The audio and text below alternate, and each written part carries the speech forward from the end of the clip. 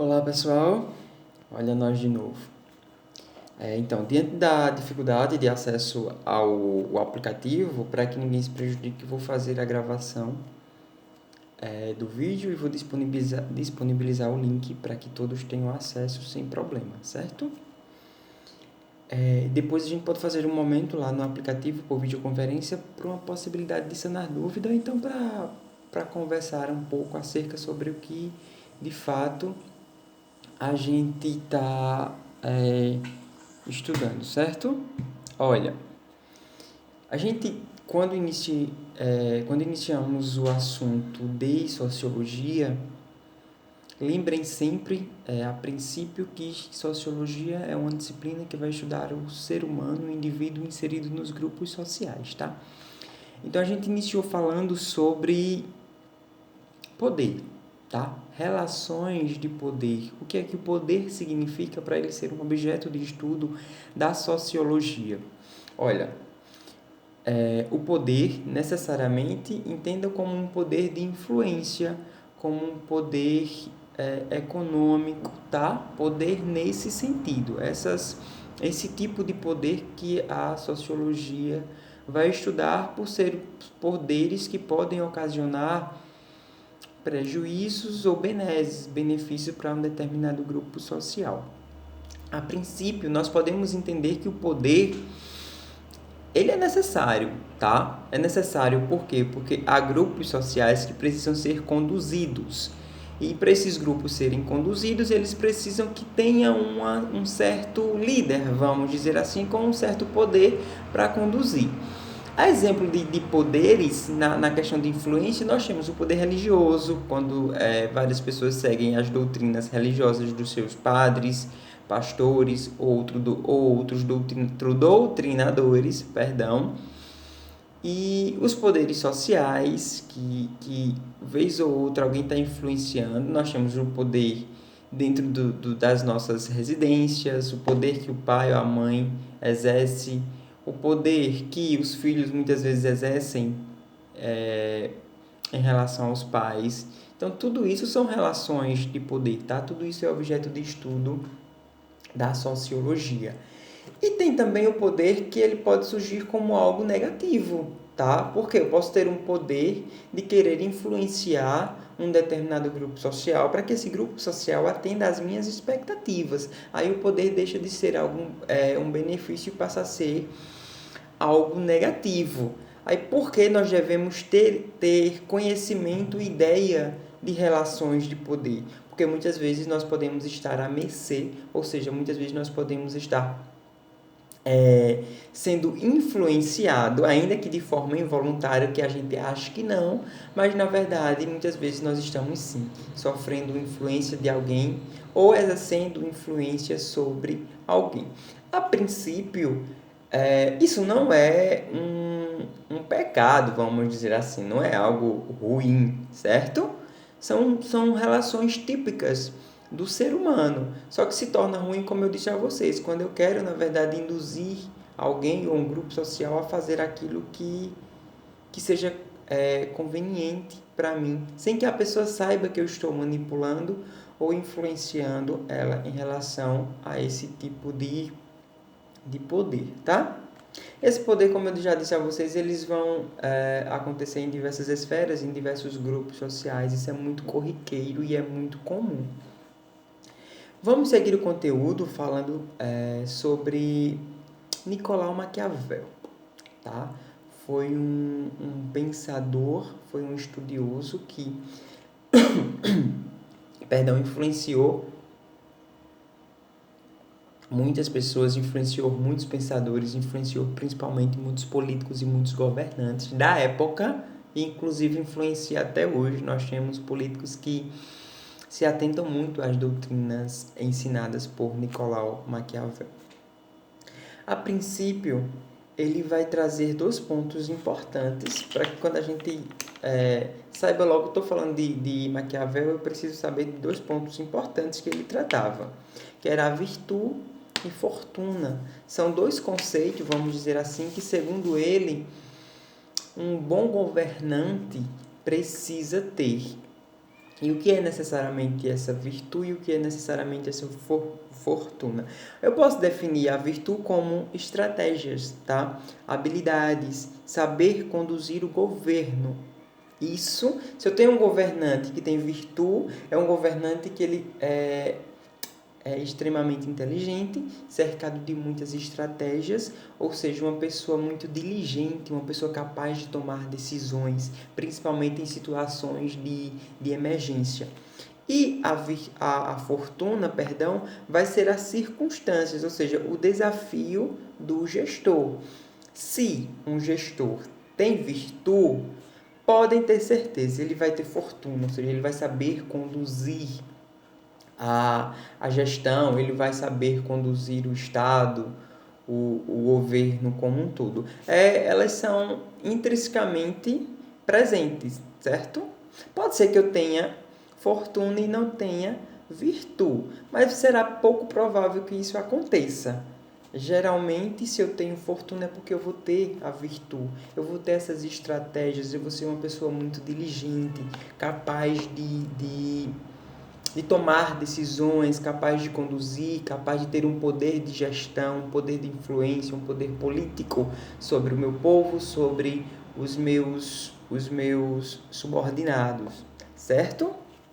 Então não esqueçam disso ao tratar sobre Nicolau Maquiavel, sobre essas características importantíssimas acerca dos pensamentos dele, a virtude e fortuna. A virtude como as estratégias, tá? Como as habilidades em conduzir determinada situação, e a fortuna, as consequências dessas habilidades. Se eu tenho estratégia, se eu sei conduzir as situações, eu vou ter fortuna, ou seja, eu vou ter um desfecho e uma gestão que dá certo. Entendem? Nem todo governante tem essas características. A princípio da situação de pandemia, por conta do Covid-19 que estamos enfrentando, a gente pode perceber essas características de bons gestores. Graças a Deus nós temos governadores, os governadores dos estados, eles estão fazendo uma boa gestão. Eles são governadores e são gestores que possuem essas características. Virtude e fortuna, tá? E eu não estou falando isso por uma questão de política, não, tá? Isso aqui não me interessa, também não é o meu ponto de discussão. Só para que vocês consigam imaginar o cenário atual em que a gente está vivendo e fazendo uma comparação, porque isso leva a um conhecimento de forma mais aprofundada, ok? Deixa eu só ler aqui um pensamento de Maquiavel. Ele vai dizer que aquele que se instala num principado de origem estrangeira deve ainda, como foi dito, fazer-se chefe e defensor dos vizinhos menos poderosos, envidar esforços para enfraquecer os fortes e estar atento para que, por nenhuma desventura, nele ingresse um forasteiro tão poderoso quanto ele. Quando eu sou, na verdade, um gestor, quando eu sou um presidente, um governador, um prefeito, que são os principais representantes dos poderes da União, se eu for um governante que eu possa me valer dessas características, eu vou saber identificar, inclusive, se alguém está querendo ir contra o meu governo e essa pessoa vai me trazer prejuízos no futuro. Por isso que é importante. Por isso que eu digo que se os nossos governantes fossem pessoas mais cultas e aprendessem a ler mais, ter mais conhecimento, talvez a nossa realidade fosse outra. Nós vamos seguindo o conteúdo e vamos falar sobre alguns pensadores contratualistas. Mas, professor, o que são? O que foram os contratualistas? Pensadores contratualistas são pessoas, tá? São os pensadores daquela época que eles vão trazer a ideia de que as nossas relações, elas são regidas por uma espécie de um contrato social. O que seria esse contrato social? Não é necessariamente um contrato de fato, né? Não é um pedaço de papel como os contratos de ordem civil, não. Vocês imaginam esse contrato, assim como ele sendo, de fato, um contrato de verdade, mas ele é um contrato que está apenas no imaginário, porque a gente não assina, de fato, esse contrato social que os contratualistas dizem. O que é esse contrato social? Esse contrato social vai dizer que nós, isso é todo mundo, tá? Todo mundo. nós abrimos mão de parcela da nossa liberdade e passamos essa parcela para o Estado, ou seja, para o governo. E cabe ao governo administrar. Um exemplo muito fácil de compreensão disso é com relação à autodefesa, certo? Se eu for agredido fisicamente, a princípio eu não posso revidar essa agressão. Eu entendo que nós temos um Estado que vai tutelar esse meu direito. Então eu vou acionar o Estado na pessoa do poder, na instituição, perdão, do poder judiciário, para que tome as devidas medidas. Ou seja, ao invés de eu agredir a pessoa que me agrediu, como eu tenho um contrato social com o Estado, é o Estado que vai tomar as minhas dores. É o Estado que vai fazer valer a minha defesa, certo?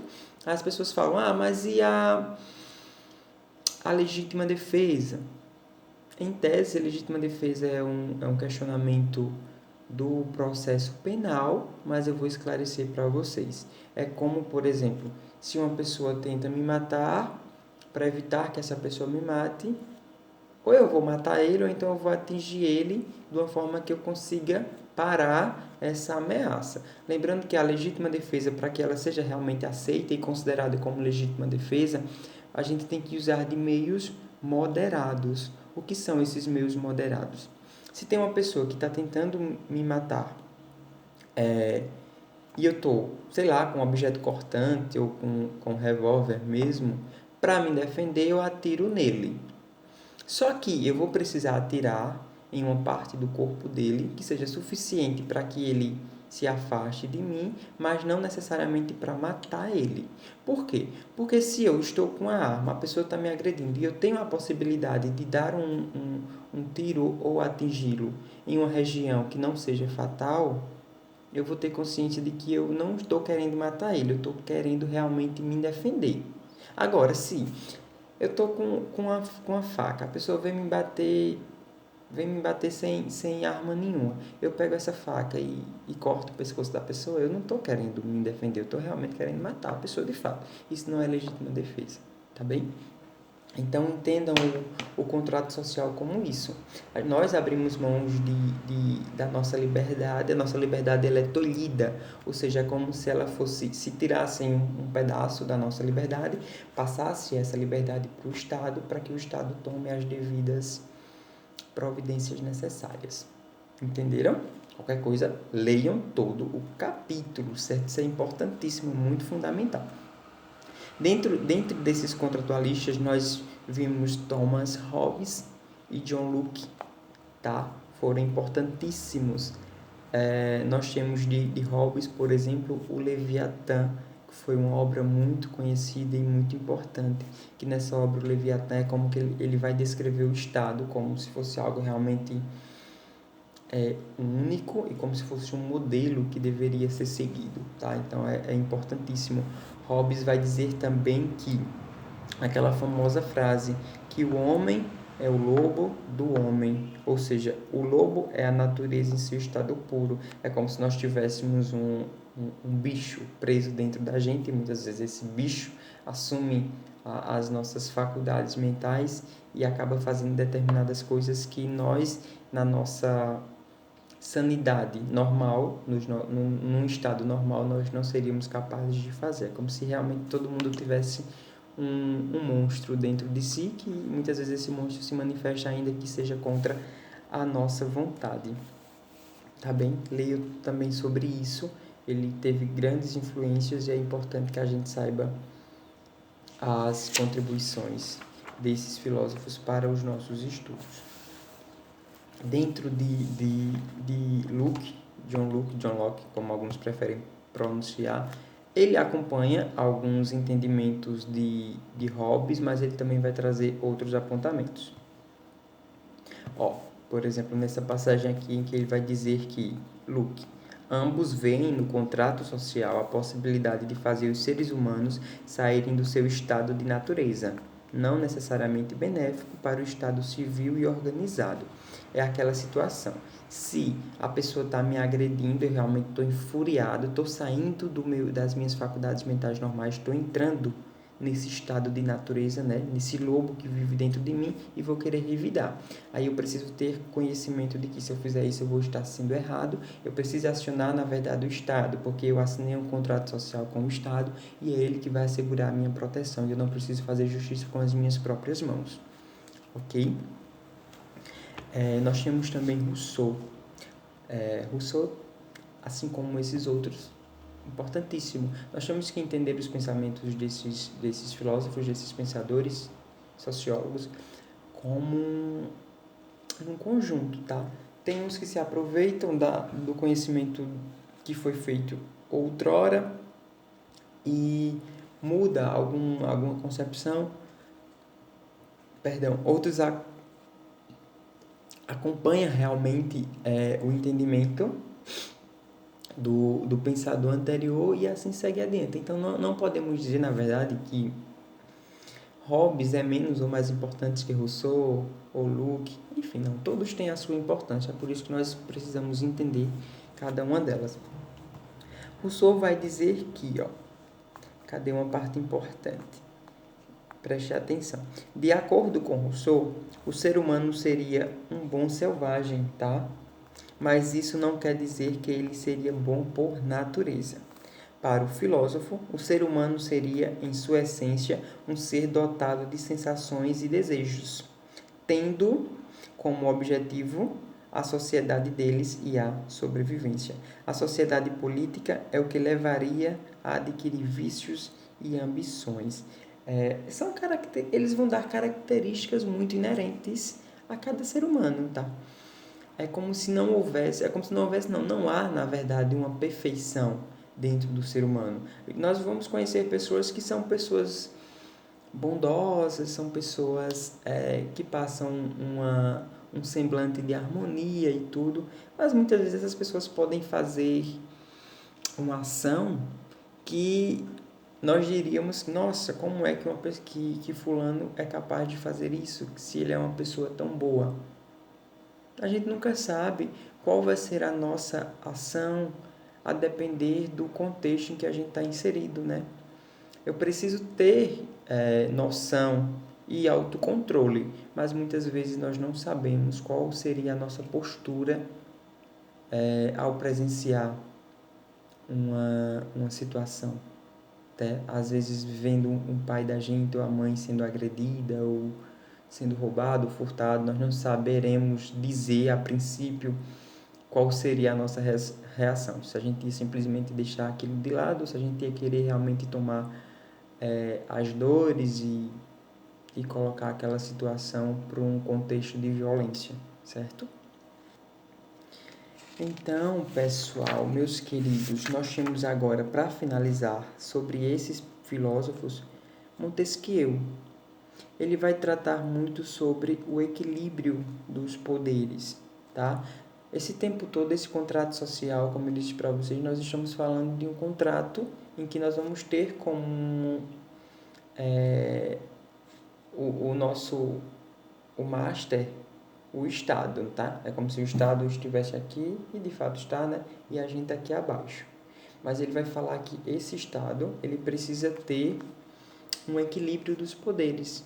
Quais são os poderes que nós temos hoje dentro de um Estado? Nós temos o poder executivo, o poder legislativo e o poder judiciário.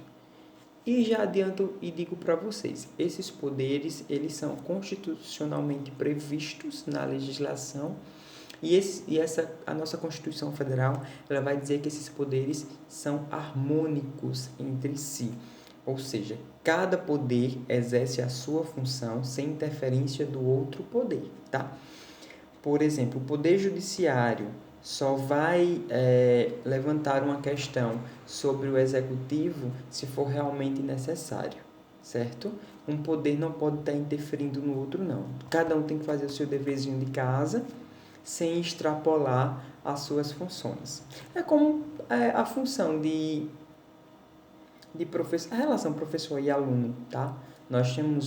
Eu tenho uma boa relação com os meus alunos tem uma boa relação comigo, mas é preciso que a gente entenda que eu sou o professor e que vocês são os alunos. Eu vou fazer a minha função, vocês vão fazer a função de vocês, cada um no seu quadrado. Então, os poderes que regem o Estado, eles têm que ser harmônicos, ou seja, eles não podem estar em conflito, tá? E, de fato, esses poderes, a princípio, são harmônicos. Aqui nós temos o poder legislativo. O poder legislativo é representado pelos nossos vereadores, deputados estaduais, federais, distritais, que é os deputados do Distrito Federal, e os nossos senadores. No poder executivo, nós vamos ter prefeitos e governadores. E no poder e presidente, tá? Repetindo, no executivo nós temos prefeitos, governadores e presidente, e no poder judiciário nós temos todo o arcabouço, nós temos os juízes que vão fazer os controles, nós temos também os defensores públicos e promotores de justiça. E aí as esferas vão se dividindo, cada um dentro dos seus poderes, mas o importante é que esses poderes sejam harmônicos entre si, que eles não entrem em conflito, que eles exerçam a função de cada um deles, para que não haja prejuízo e para que o Estado consiga realmente atingir o seu objetivo principal. É isso, meus queridos. Na verdade, são essas informações que eu preciso passar para vocês. Podem perceber também que não há muita dificuldade, certo? Mas eu peço por gentileza, eu vou pedir por gentileza, tá? Não vou nem obrigar, até porque eu não tenho esse poder, não. Cada um tem que ter noção do seu objetivo como aluno. Façam a leitura completa desse módulo, para que quando for na próxima aula, que a gente for para o outro módulo, a gente não consiga ter prejuízo. Eu percebi que nós temos uma parte do livro aqui na página 13, que eu não lembro de ter conversado com elas sobre vocês. É sobre o poder e elite segundo Weber. Vai ser da página 13 até a página... Queridos, da página 13 até a página 19. Leiam tudo, se conseguirem, mas a princípio leiam essas novas páginas, certo? E vocês vão tirar comigo a dúvida com relação a essas páginas finais. Aí quando for no próximo encontro, eu dou um apanhado geral nessas que faltam e a gente inicia o novo, certo? Um abraço muito grande, adorei rever vocês, tá? Tava morrendo de saudade. Vamos torcer para que essa situação realmente ela seja cessada e a gente possa voltar para as nossas atividades normais, que é muito importante, né? São valores, na verdade, que a gente vai construindo dia a dia, e essa distância torna tudo muito estranho, tá? Um forte abraço, se cuidem, mantenham os cuidados direitinho, a situação realmente pede muita cautela. Graças a Deus, as pessoas próximas a gente não foram atingidas ainda, mas é mais um motivo para que esse distanciamento social ele continue, tá? E trazendo essa situação que a gente está vivendo para o conteúdo que a gente acabou de conversar, é justamente isso. Nós temos o Estado que nos diz o que a gente precisa fazer. Ou seja, em que pese eu ter o direito de ir e vir, de estar onde eu quero, nesse momento, por conta dessa situação de pandemia do Covid-19, nós somos obrigados a ficar recolhidos em nossas residências e só sair quando realmente for necessário e evitar aglomerações e tudo isso. Ou seja, o Estado está limitando, tá? Perceba que o Estado está nos limitando por uma causa necessária, é claro, é por isso que não há o que entrar em discussão nesse sentido, mas que vocês consigam enxergar. Isso faz parte do contrato social. Nós temos um contrato social com o Estado e o Estado está dizendo que nós precisamos ficar em casa e manter as medidas necessárias dadas pela Organização Mundial de Saúde. E desde logo, muita gente está contrariando a Organização Mundial de Saúde, mas eu digo a vocês, a Organização Mundial Internacional de Saúde é o órgão maior do mundo para tratar sobre problemas de saúde. Então não adianta ninguém querer dizer que eles estão errados, certo, gente? Que a gente tenha conhecimento sobre isso também. Um beijo, fiquem com Deus.